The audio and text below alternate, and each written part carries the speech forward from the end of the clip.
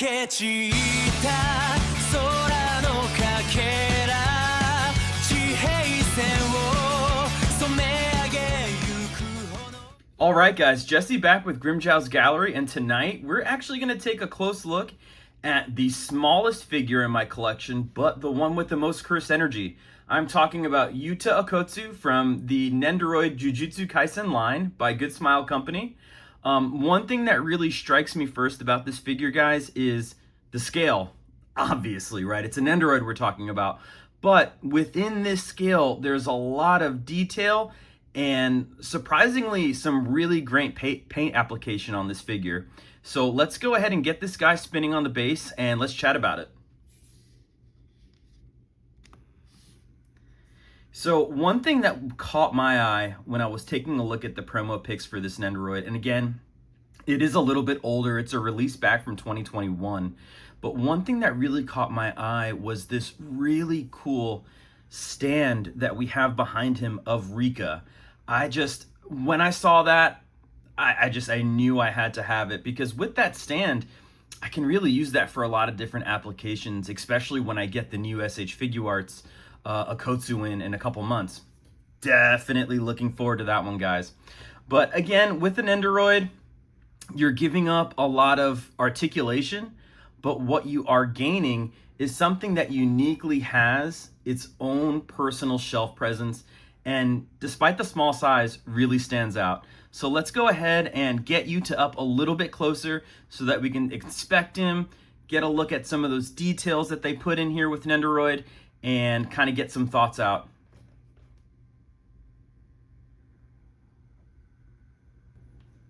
So now that we have Yuta off the base, let's go ahead and get a little bit of a closer look on him.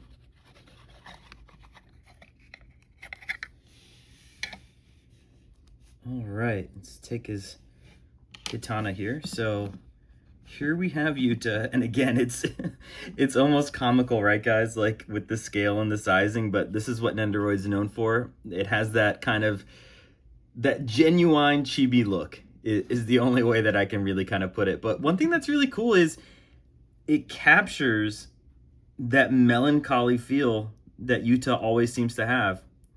And if you get a little bit closer, you can see the attention to detail, even though it is smaller scale, it's not lacking. You have Yuta's ring right there that was given to him by Rika. And let's spin him ever so slightly. I think that the hair sculpt is really, really nice.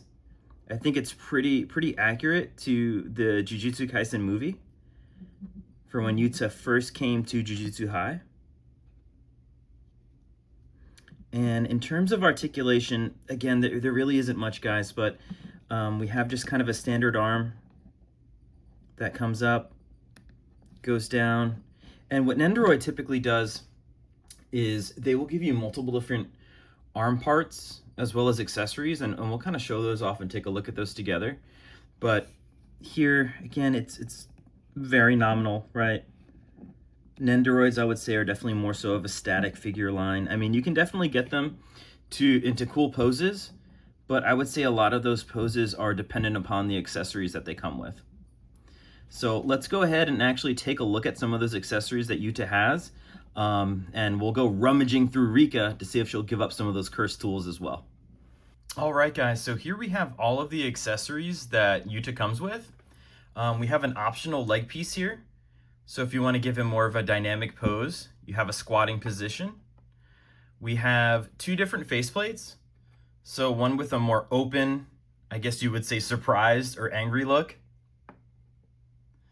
That very sad and pensive Yuta smile. And I would say the details and the applications on these faceplates, they're really nice. Again, I would say the theme for this video is that even though Nendoroids are smaller in scale, I think the quality that and the effort that they put into them are really awesome. One thing that I really like is this base that Yuta comes with. I think it's really cool, and I think it's just another little small detail, right? We have his katana as well as his ring. I think it's just a nice touch, and it's something that's really subtle and really unique to the character. We have three different katanas, so one in the bag, we have one sheathed, And then we have one out. Very nice paint applications on these effects too. And then we also have a couple different sets of arms and hand pieces. So we have an open hand here, almost like a thumbs up. And then we have a pointing arm, an arm with an open hand for the katana, just a straight arm, and then lastly, another bent arm for more dramatic posing. And probably my most favorite accessory that this Yuta comes with has to be this portrait of Rika. As you guys can see, so here on the bottom, it actually has a piece that it clips into, so it's not flimsy. I mean, it's definitely not going to blow over or anything like that. And if you look at the artwork and the drawing of Rika here, it's definitely a one-to-one from the Jujutsu Kaisen movie, right? Which is probably something we would expect at this point. But it's drawn really, really well. And like, it's not like cheap in terms of it's not distorted looking or like pixelated or fuzzy. Like, no, it is a very clear depiction of Rika, and it looks really, really cool. I think that if you were to use this and have it posed up with other JJK figures in the line, or if you have like a SH Figuarts Okkotsu or whatever the case may be, like this is gonna pose so cool along those figures as well. And here we have Yuta posed up with his cursed speech megaphone. I just wanted to put some really brief snips together just so you guys can see that even though the Nendoroid might lack some traditional points of articulation, you can still get them put together in some really cool poses. And I thought that these purple DBZ effects parts that I had went really well with Yuta and Rika. Just a couple quick final thoughts for you guys in regards to the Nendoroid Yuta Okkotsu. I think it's really charming. Obviously, it's not like a full-blown SH Figuarts or Figma figure, but nonetheless, the quality is there, and so is the attention to detail. I would say if you're a Jujutsu Kaisen fan, specifically a fan of Yuta, I would definitely consider this to be a must-buy and a part of your collection.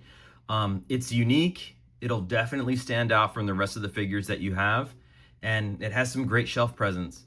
And when you pair him up with Rika, he is borderline unstoppable.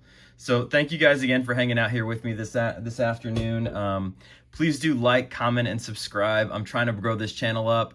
And as always, thank you guys very, very much for watching, and have a great rest of your night. Talk to you soon. 高鳴る鼓動が答えだろう眩しい未来を描こうさよなら言わないまた会えるから僕らの物語